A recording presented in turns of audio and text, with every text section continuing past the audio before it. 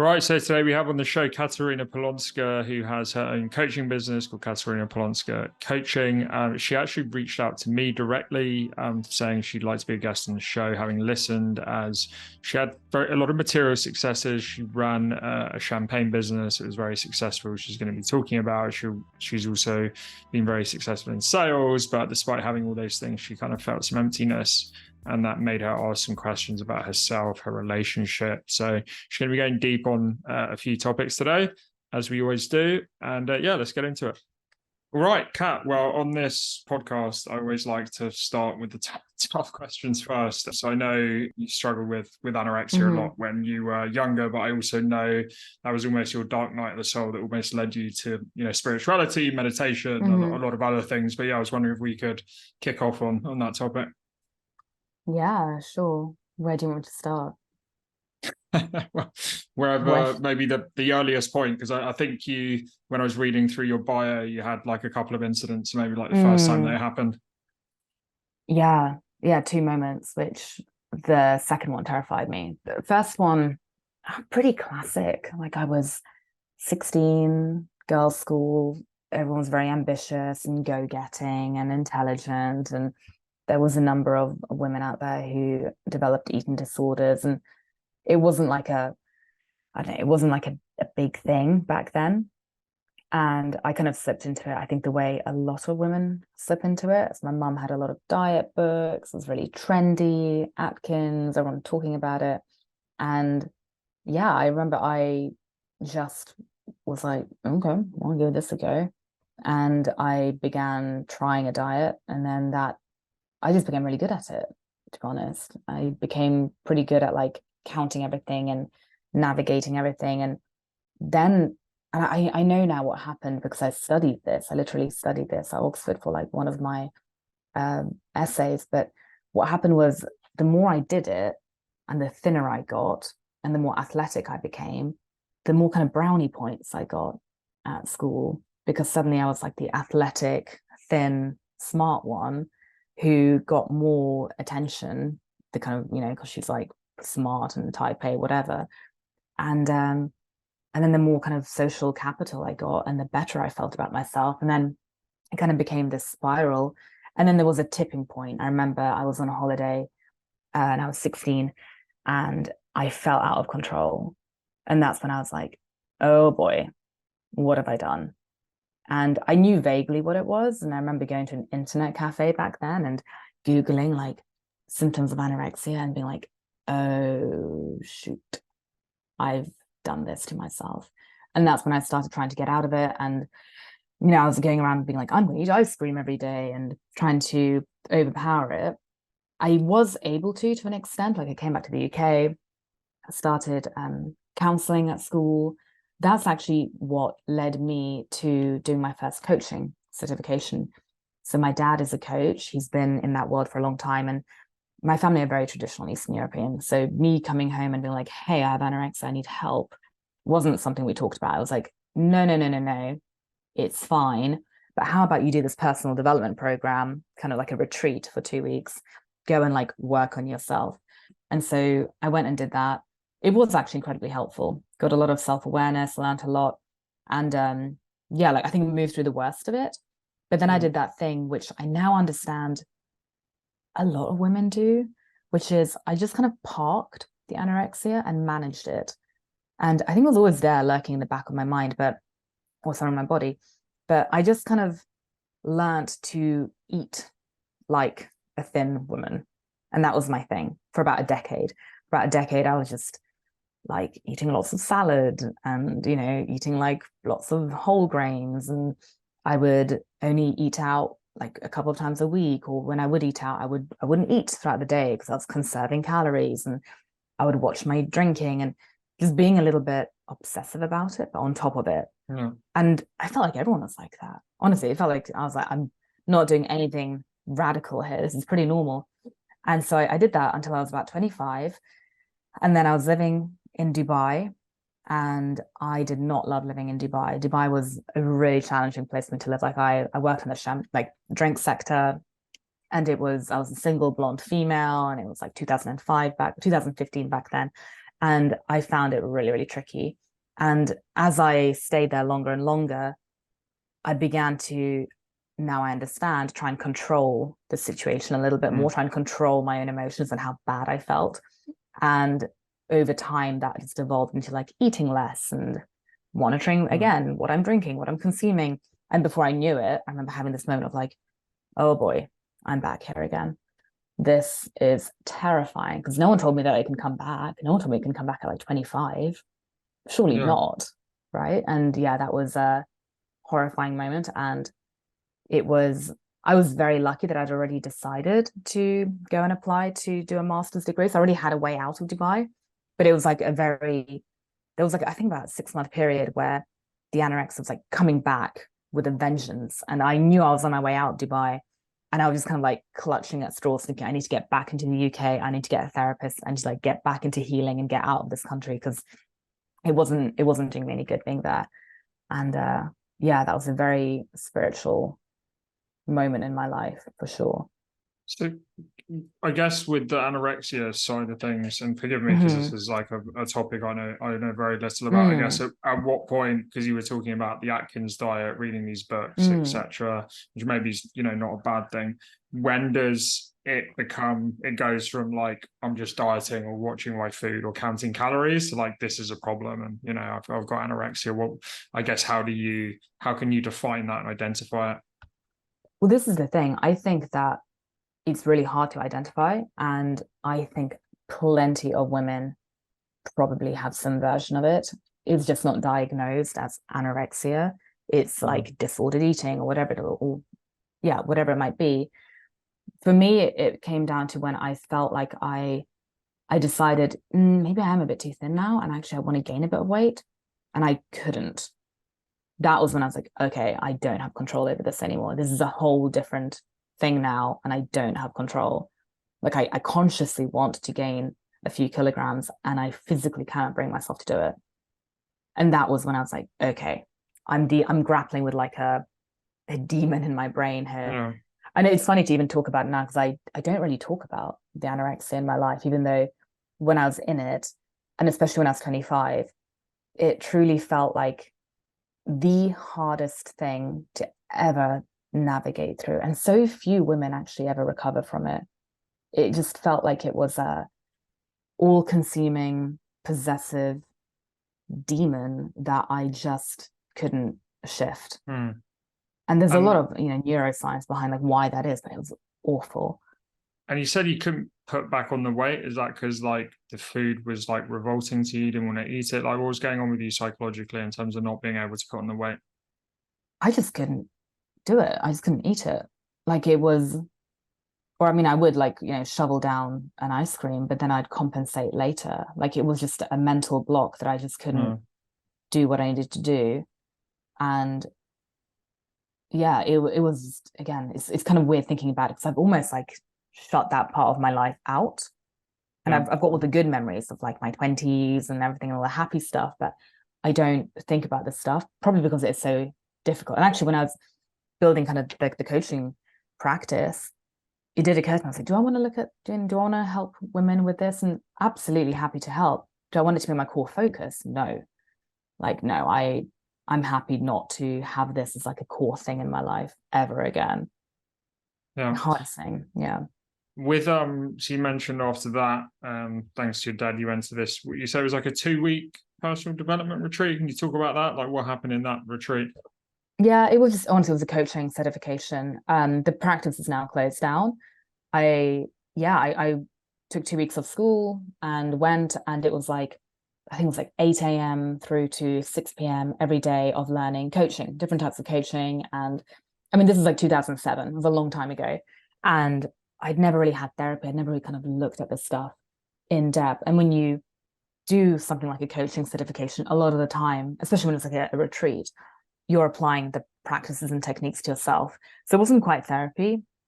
Probably would have been better if it was therapy, but ultimately I learned how to coach myself, and I learned about like limiting beliefs, and I learned about like mindset and reframing and all of these kind of pretty now normal topics that we talk about. But back in 2007, it was still somewhat new. And so it Yeah. really helped me I also had a really bad insomnia when I had anorexia, because I was pretty much starving, hungry, going to sleep. And I managed to cure myself of insomnia by like reframing and training my mind. And I actually think that, like, I look back and would I have the anorexia again? Of course not. But do I regret it?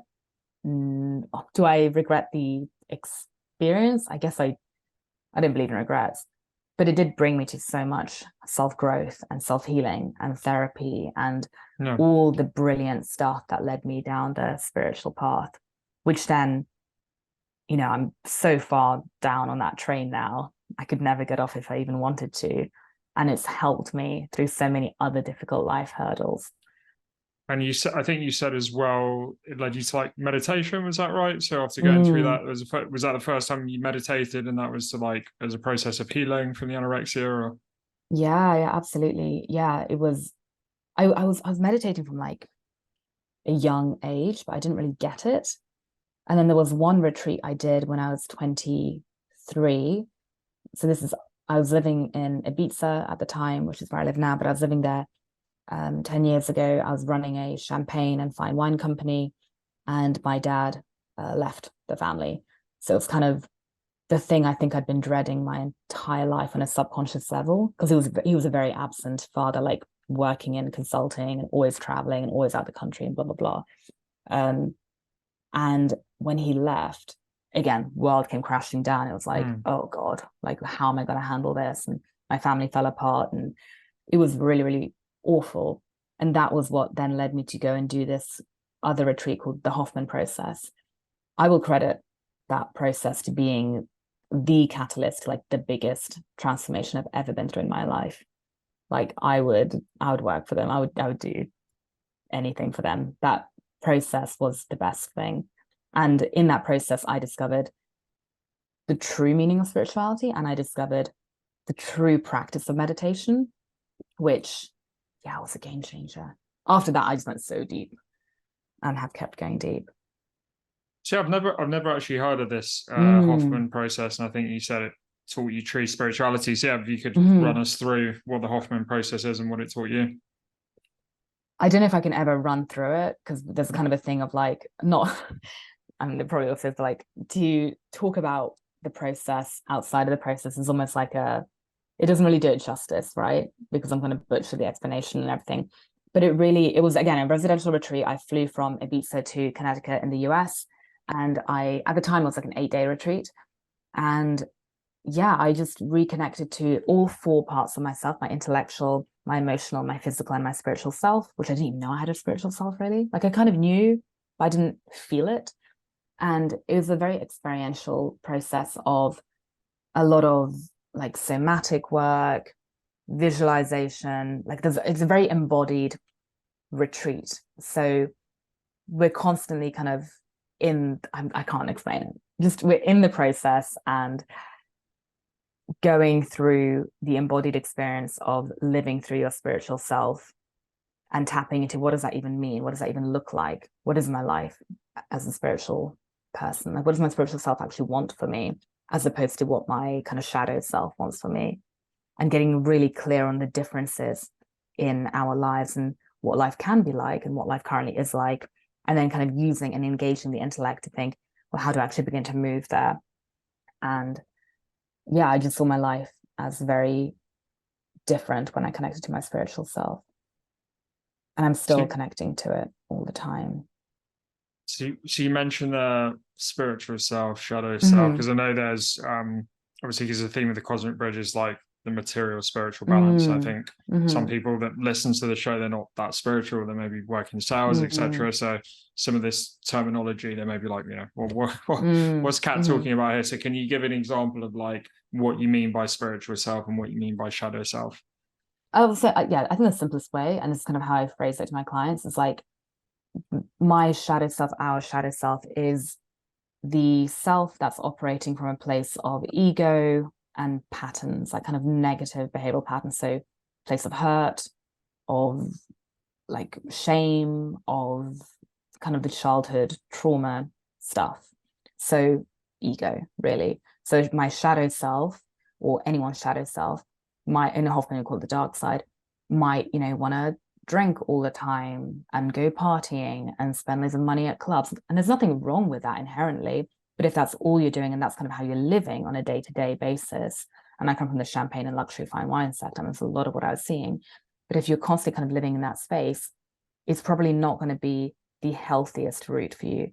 The spiritual self is coming from a place of detachment and connection to kind of the more authentic, genuine part of ourselves that might have a different vision for what life looks like. So it might be more about connecting with other people in a more nourishing sense. It might be about connecting to the earth. It might be about connecting to like my purpose in life and serving people and helping people. It might be about looking after my body and actually eating nourishing food and having nourishing thoughts. That's kind of what I mean by spiritual self. It's like connecting to that authentic part of myself before upbringing, society, all the baggage of the world that we're in essentially tainted and corrupted me. Okay, interesting. So yeah, you mentioned there around the like champagne era of your life, where you said one that was actually an era where you weren't happy, and you ended up like having problems with anorexia again.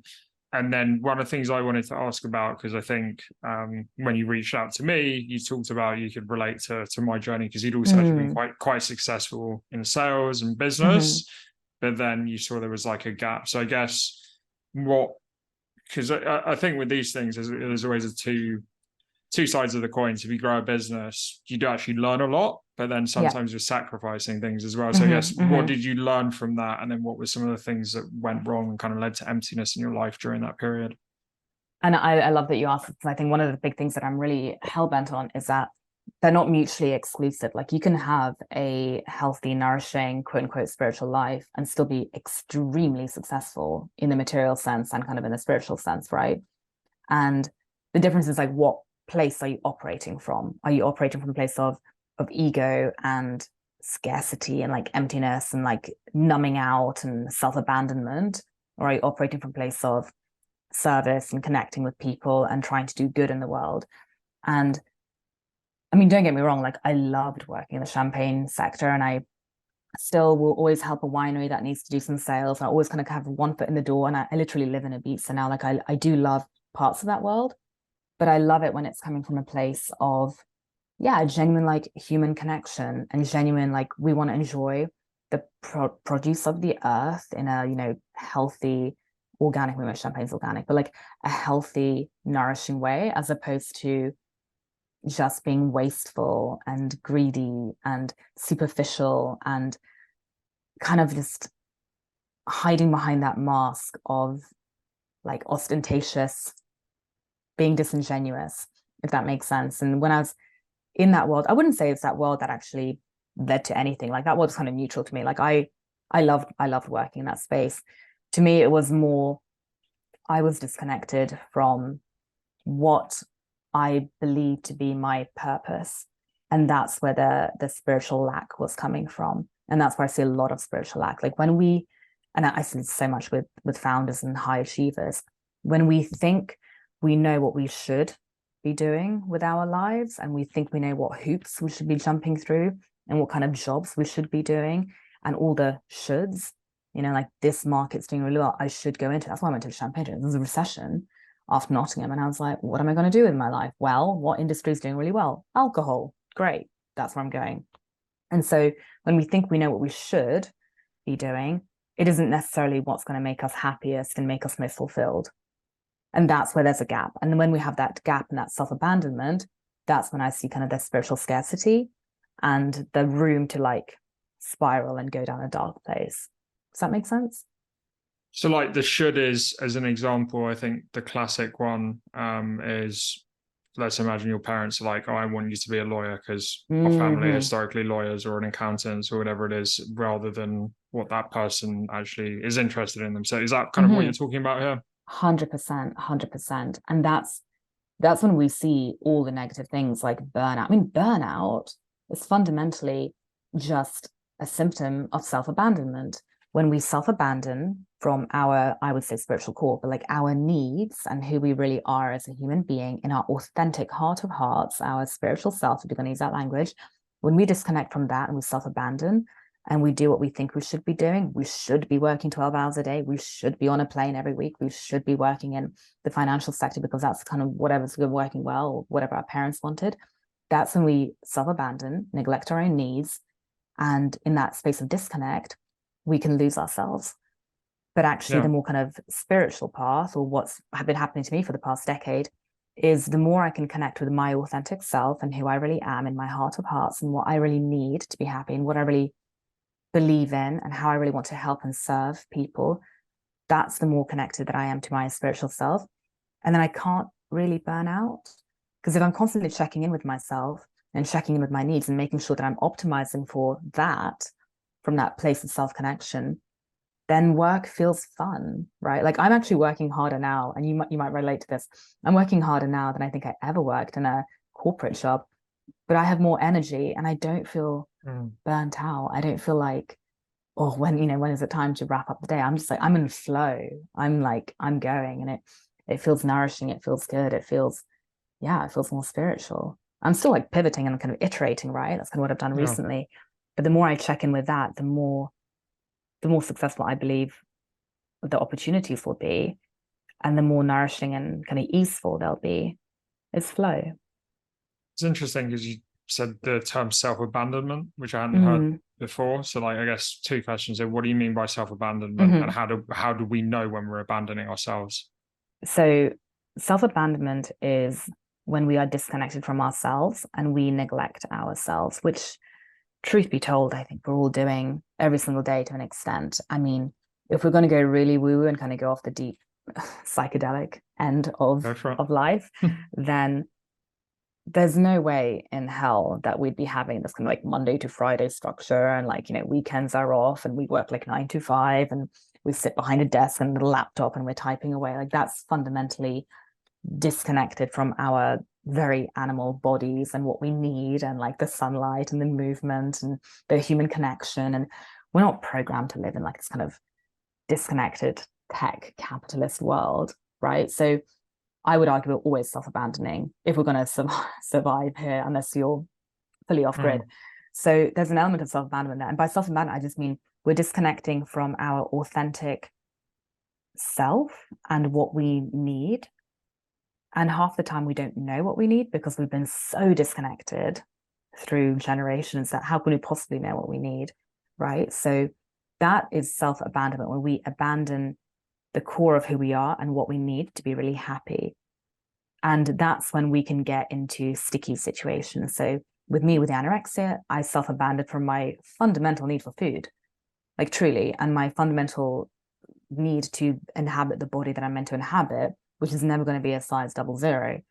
Like that's just not me. But I self-abandoned there because I was fulfilling what I thought I should be doing as a type A woman in a girls' school. I was like, this is me. I have to be like skinny and blah, blah, blah. So that's self-abandonment. Self-abandonment would be, building a business. I hear this all the time actually from founders, like, I have to scale my business. I'm like, but why? And they're like, but I have to. I'm like, but why? I don't want to. And they're like, but I have to. Like, that's what and I'm like, but you don't have to. You actually want to retire and like spend time with your family. And now I'm working with people on relationships. I'm actually helping kind of the very high achiever types find a partner, because there's a lot of self-abandonment there. Neglecting, as women, we neglect our very real biological fertility because we're self-abandoning to go and build the career that we think we should be building, to get to the status we think we should be doing, to fulfill the expectations of ourselves and the purpose in life that we think we should be doing, blah, blah, blah, self-abandonment. So self-abandonment is any kind of neglect of the needs. And then I forgot the other question you had. It was just, how do we know when, like, so I think, it's clear about what self-abandonment is, but imagine someone's like listening to this and like, oh, I think maybe I'm doing that to myself, but I don't know if I am or not. How can you identify if you're doing that or not? It's quite nuanced. I would say that checking in with our bodies. So I'm a mindfulness teacher, and the mindfulness and the kind of learning to connect with my body, that kind of somatic embodiment practice, is what healed me from anorexia fundamentally on a repeated level. But it also gave me very clear signals of where I was self-abandoning. So I've self-abandoned a lot throughout my life because I, again, did what I think I should be doing, to the point of, being engaged to the wrong person for a long time because I was doing what I thought I should be doing. Yeah. But when I was able to connect with my body, and in meditation practice, in my kind of somatic practice, and I got really good at discerning, what am I actually feeling about this situation? And if I felt even slightly off, or any kind of like resistance or anxiety or like ick feeling or a bit of fear, that's when I knew that there was self-abandonment. That's when I know that there's self-abandonment. And then it's my job to really dig deep and be like, okay, well, where is that self-abandonment? Is it that I'm just unprepared for the situation and actually I need to hold my hand a little bit better and get more information on the situation and support myself here? Is it that I'm actually just fundamentally doing the wrong thing? And where am I doing the wrong thing? Like, where am I neglecting myself? Is it actually that I'm picking up on some kind of like red flags in a situation that aren't safe? The situation isn't safe for me and I'm ignoring them. But that checking in with the gut and getting really clear on that is a muscle that we can build. And that's actually how I started my coaching practice. I was really passionate about helping people build this muscle, because no one teaches us how to do it. Yeah. So we'll get a bit controversial here. You mentioned around the, like, often women will sacrifice relationships or motherhood or whatever in the name of a career. And I think often there's maybe extreme version of feminism, which is if you don't go out, if you don't earn your own money, do this, then you're not a proper woman, which I think is personally, I'm not a woman rights, maybe I don't have the right to say this, but it's almost like anti-feminist in a way, anti-women. I have conversations with my partner about this, and as you said about abandonment, surely one of the most important things in life is to be in a happy, fulfilling relationship, to have a happy, fulfilled life outside of work, right? And then ultimately, be a mother and be in a family. So I guess, do you kind of relate to that as well? Because it seemed like you were kind of going down that rabbit hole as well. Really good question. And yeah, like I'm deep in it myself. My understanding, and again, I literally did women's studies at Oxford, like the most kind of feminist thing, card-carrying feminist. For me, it's about choice, right? Choice in education. So when we are educated about the choices that we have available to us and the consequences of the choices, it's not just a choice, right? Because anyone can easily say like, oh, I want to be, I don't know, a housewife to a billionaire rolling around, like whatever, like that might be a choice, but like being educated about the consequences of that choice, then I believe that true self-connection and not self-abandonment is about connecting to the self and being clear on what is my choice. And with women, I do 100% believe that there are some women out there who, when they get really radically honest with themselves, they've done the psychedelics, again, like they've kind of gone really, really deep beneath the ego to their heart of hearts, they very well may have a choice that is deeply congruent with who they are, to be more alone, to be more career driven, to have their purpose, to have their servitude, to be delivering something. I almost think of that as like birthing, actually. When I think about women and like building a business and having impact and legacy on the planet, it may well be almost like a birth, like mothering a business, right? And that might be the most authentic expression of who they are as a feminine being. It's like, this is what I'm birthing, this is what I'm mothering, and this is my choice. And that's fine. There might be women who actually want to have a more conventional, they want to have a child and a family. It doesn't really matter. What matters to me is like, do you have the freedom and the space to really go deep and ask that question and connect with the self and make that decision? Where I think there is self-abandonment and kind of what I'm in is, again, we live in a neoliberal capitalist society with very clear structures, and very rarely do we have the freedom and the space and the education to ask ourselves these questions. And so when I kind of think about myself, for example, and I'm a feminist, it's like, yeah, of course I'd love to have a family, and of course I'd love to have kids, and of course I'd love to, be baking bread and whatever to some extent. I also, in the world that we're in, when I really connect deeply to my heart of hearts, I'm like, I don't know if that's actually going to be the best thing for me and my partner. at this point. I don't know yet. I'm kind of constantly checking in and like seeing, how is it evolving and how am I feeling and what is my authentic truth and decision for what will be the most nourishing self-connected thing that I can do with the reality and the conditions that I'm in right now. And I think there's a lot of grief around that. I see that with my female clients, the ones who kind of, that choice might be more limited than they'd like because of socioeconomic factors. And crucially, and again, I fell into this, a lack of education around connecting with the self so that we might make decisions that eat into our time and in the end take away freedom. So for example, being with the wrong person for multiple years at a time because we were unable to self-connect and get really radically clear on that this person's actually not the right person for me. But some women spend 7 years with the wrong person and that will impact their fertility. So that self-abandonment piece is so important to solve to the best extent that we can within the conditions that we have. So you think a lot of people are in relationships they know aren't right because they're not asking themselves those tough questions, right? And that means they're abandoned. Yeah. 1,000%. Yeah. You've mentioned psychedelics a couple of times as well. So has that been part of your spiritual journey? Yeah, I mean, I lived in Vancouver for nearly 5 years. I'm back here now, and even yesterday, walked past like 3 psilocybin shops on a main street here, and I have a friend who built an amazing psychedelic clinic, and she built it like with Gabor Mate and kind of like really big people advising her. So I've been in that world here for years, and it was definitely pivotal and profound for me. It taught me to get out of my own way, if that makes sense. So what I found with the experience is that it's so radically self-connecting that the ego and all that kind of crap that holds us back couldn't hold me back. And I saw what I had to see, and it's just the most liberating and freeing way to self-connect. Maybe tell us about specific journey you had with psilocybin in Vancouver, like a specific moment and how you felt. My partner last night, I think I've literally done about 40 times, if not more. So a specific one, I don't know. I think I'll have a think. I think I had one really powerful one, and it was after I called off my engagement to my ex-fiance, and it was part of my processing. So I kind of boldly took them pretty soon after the breakup, and I just had really intense understanding of where I had self-abandoned.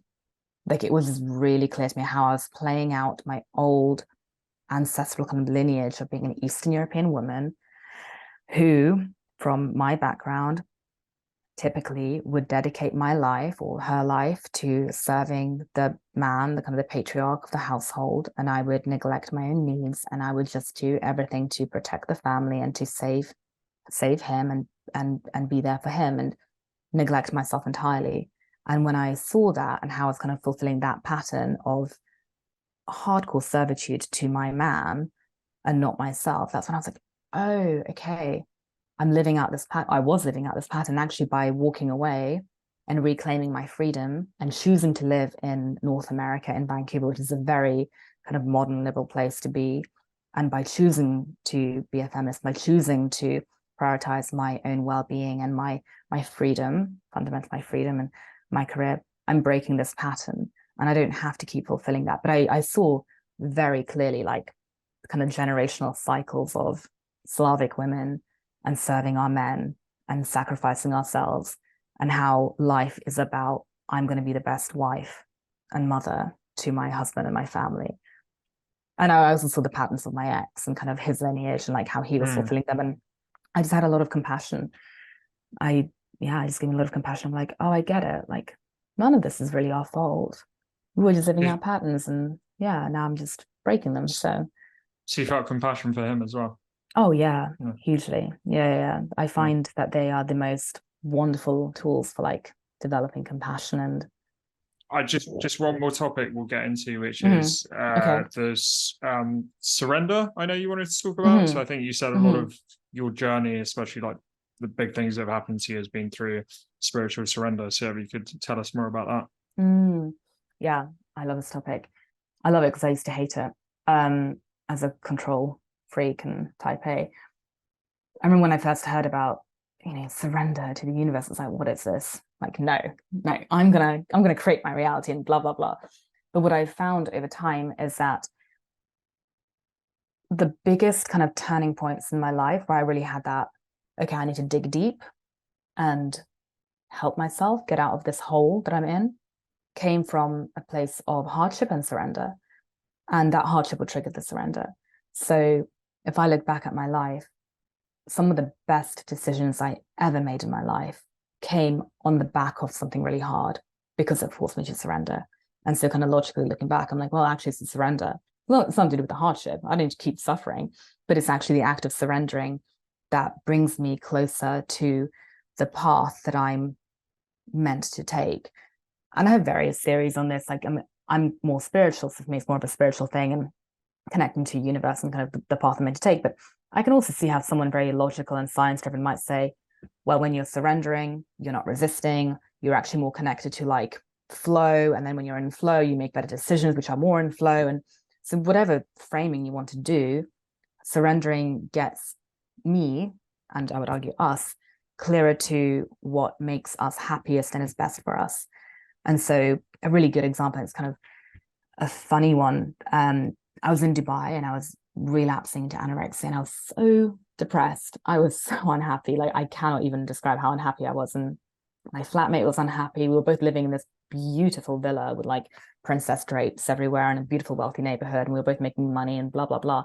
But we were both so unhappy. And I couldn't get out of Dubai for various reasons. Like I had visa troubles and I couldn't actually leave my employer. So I felt trapped and I felt stuck. And I was like, I don't know what to do with my life. All I know is that I'm incredibly unhappy. I'm relapsing into anorexia and I'm not well in this environment, but I don't know what to do next. Because I was like, I'm so deep in the luxury drinks sector. I don't think I want to work in this sector anymore. It's not fun for me anymore. I don't know where I can go. I don't know what I want to do. I feel stuck.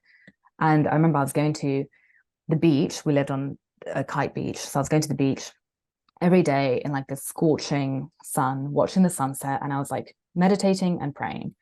And I'm not religious, but I was just like, I just need help. I just need help. I just need someone or something to tell me what to do because I do not know. And I remember it was like Ramadan and my friend and I went out and it was a horrible night and we were in some horrible like private party in Dubai and there were prostitutes everywhere. And we were just like, this is awful. Like, why are we here? We went to Buddha Bar in the marina. We had some drinks and some horrible men were like hitting on us. We were like, this is just diabolically bad. And we went back to the villa and my friend was like buying Veuve Clicquot champagne at the airport every time she flew back from Africa. She was working in Africa.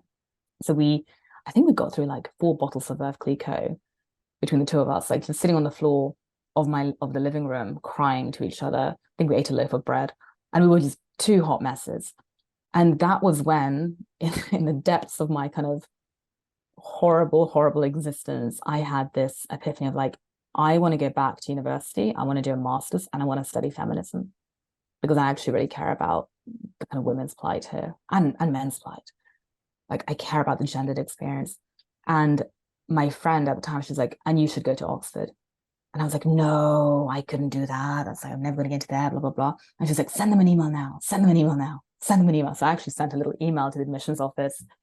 And yeah, like fast forward to 3 months later, I had a fully funded scholarship to go to Oxford to study this. I was like the first woman in history or the first person in history to get a scholarship to study gender. And I went and it just completely changed my life.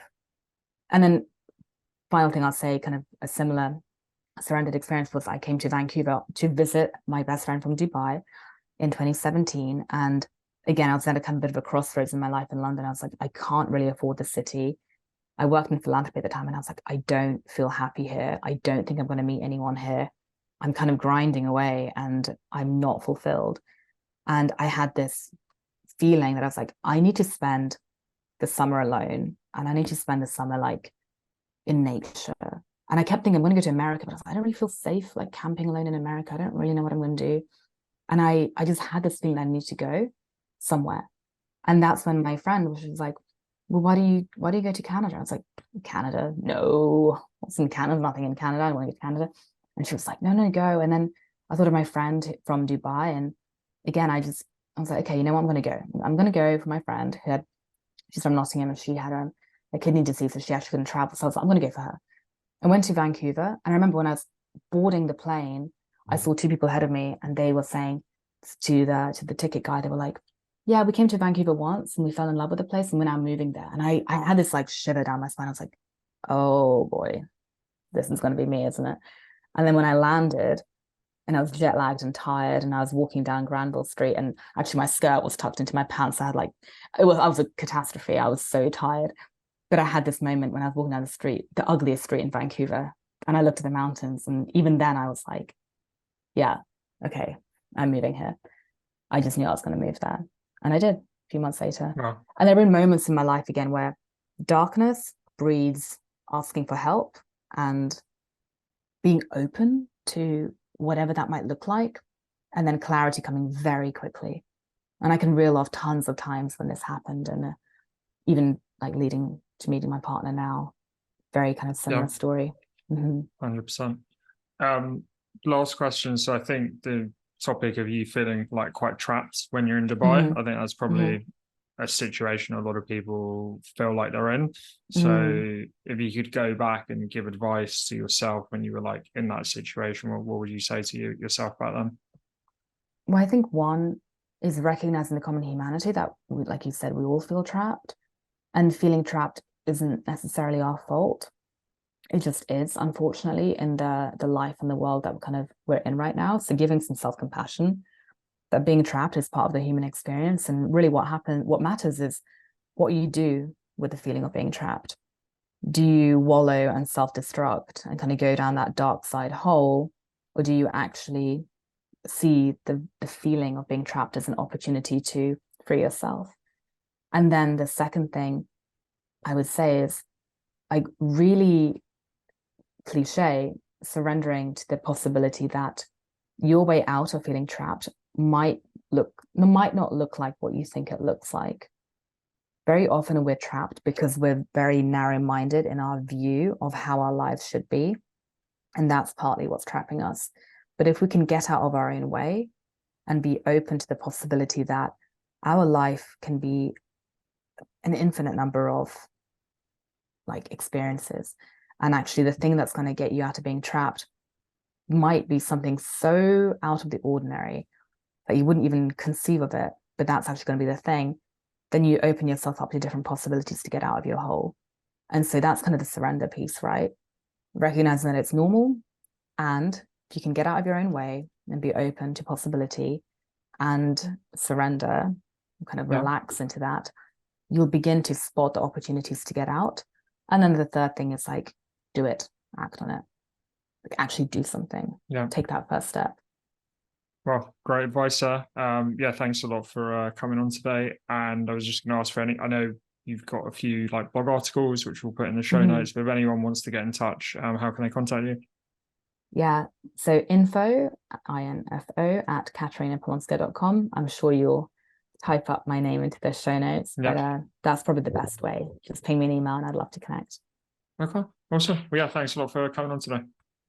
Takeaway to think about, main word term that I hadn't heard is self-abandonment. So I had to tell the term self-sabotage, which I guess is similar. So it's looking at yourself in any type of situation. Let's say Katarina was talking about when she was in a relationship for 7 years, which is a long time, and she knew she wasn't happy, but she was abandoning herself because she wasn't asking those questions. And then also surrender, whether we surrender to God, higher power, whatever it is, knowing that we can't control every situation. So sometimes praying, meditating, and saying, hey, how can I let this situation go?